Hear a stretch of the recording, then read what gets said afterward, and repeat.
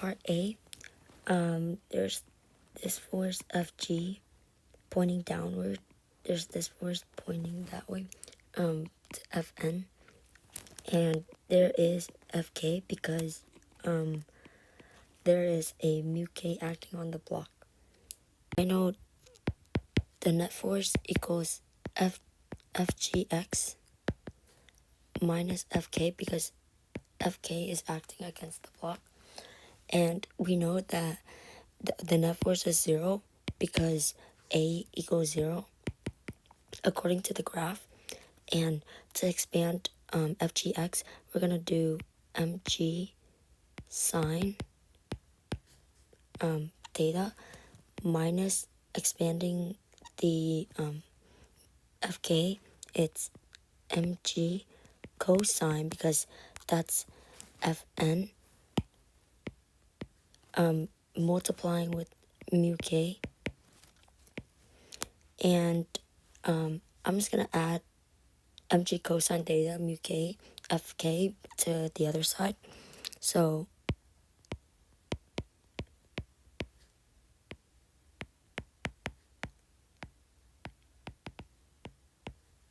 that, and I can cancel this mg out, and then I will have cosine theta and mu k and sine. So I'm just gonna divide cosine over,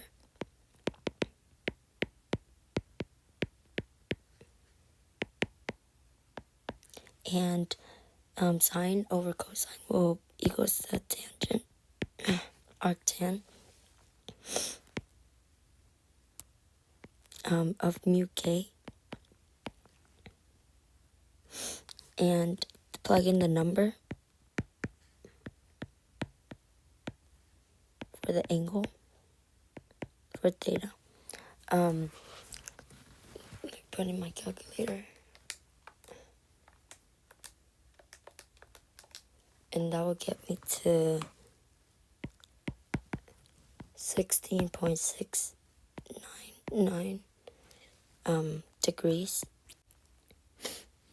For part C, we have to find A acceleration first.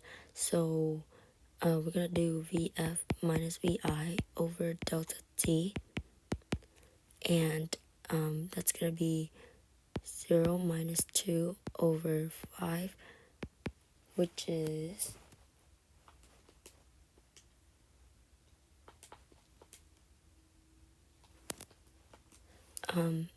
negative 0.4 meters per second squared. And based off of that, we're just gonna go straight to net force equals ma. And since there's no component, so the only force in the net force is Fk, so equals Fk, and Fk equals ma.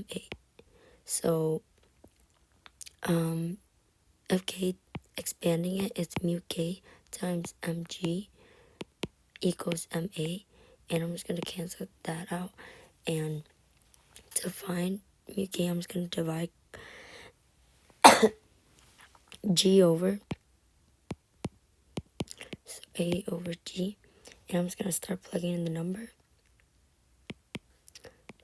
Negative 0.4 over 9.8 negative, which equals to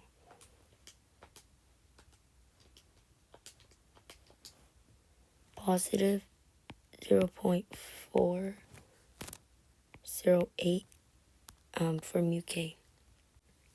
For part D, displacement equals VF squared minus VI squared over 2a, and according to the graph, VF equals 0.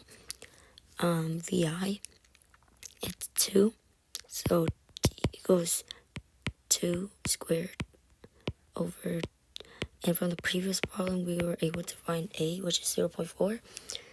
And the answer to this is 5 meters. And for part E,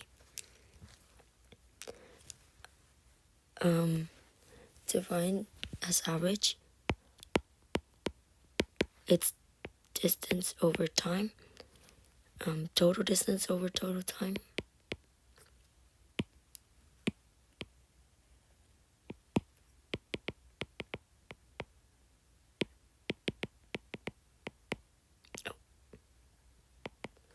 And from part D, you were able to find that distance is 5 meters over the spans of 5 seconds. So 10 minus 5 is 5. And this equals to 1 meters per second for the S average. In part F, the position time graph, X and T, it goes from 5 seconds to 10 seconds. And we found that VI is 2 meters per second in the first second, and that it came to a stop at 5 meters. And in the first seconds, it covers more distance. But as it slowed down, it eventually comes to a stop at 5 meters, and it covers less distance. For the acceleration time graph, got A, meters per second squared, T, seconds. It also goes from 5 seconds to 10 seconds. And we found in the other problem that acceleration is negative 0.4. And velocity is changing at a constant rate of negative 0.4. So it's just a constant straight line. For part G, I'm going to use the displacement formula to A. And from the other problem, we know that A equals negative 0.4 meters per second squared. And VI equals 2 meters per second. And D from the last one is 5 meters, but there's a new distance, so do 5 divided by 3, which is 1.67 meters, and that's the D new. And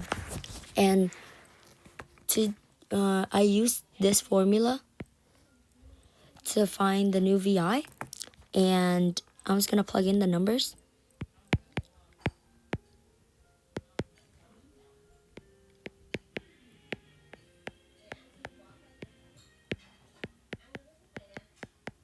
And I'm gonna multiply this and add that.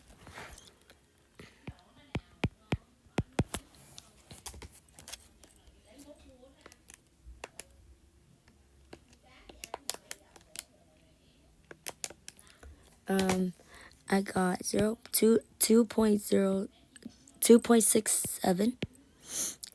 And I'm gonna square root it. So VF, which equals VI new, equals 1.64 meters per second. And I'm just gonna find the time. So I'm gonna use delta Y equals VIT plus 1/2 GT squared. And we know that VI is 0. So this cancel out because in the beginning, it's not going up or down. So I'm just gonna plug in the what's given to me. So it's going down by 10, so I'm putting negative 10, 1/2, negative 9.8 times t squared, which I'm finding. And this equals negative 4.9, and we still have t squared. So I'm just gonna divide this over. So negative 10 over negative 4.9 equals t squared. And negative 10 divided by negative 4.9 is 2.04. And I'm just going to square root it. And so t is 1.43 seconds. And through this, I'm going to find the distance. Delta x equals VIT plus 1/2 AT squared. And we know that A equals 0 for delta x. So this cancels out. And displacement equals VI, which is 1.64 times it by 1.43. And the distance of x is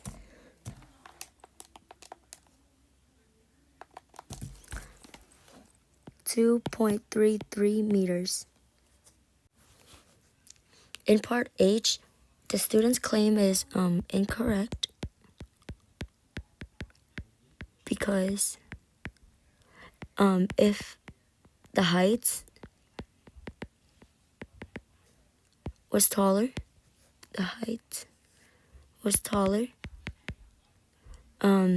then the time would increase, but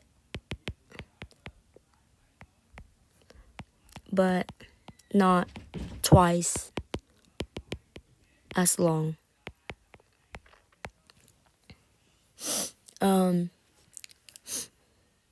The time that an object spends falling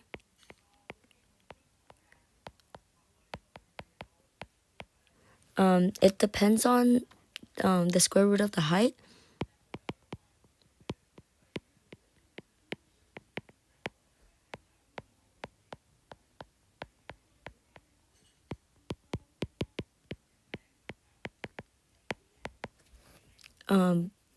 But like not the height itself.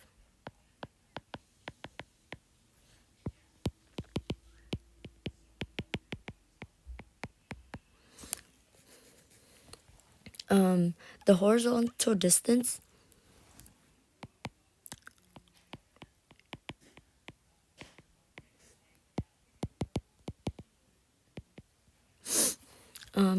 depends on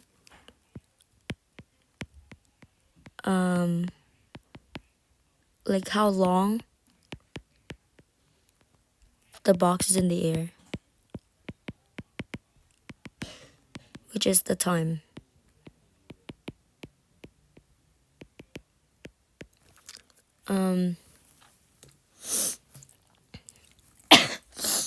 So just increasing the height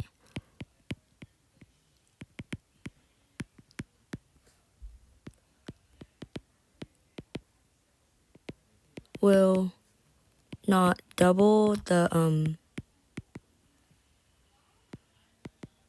horizontal distance.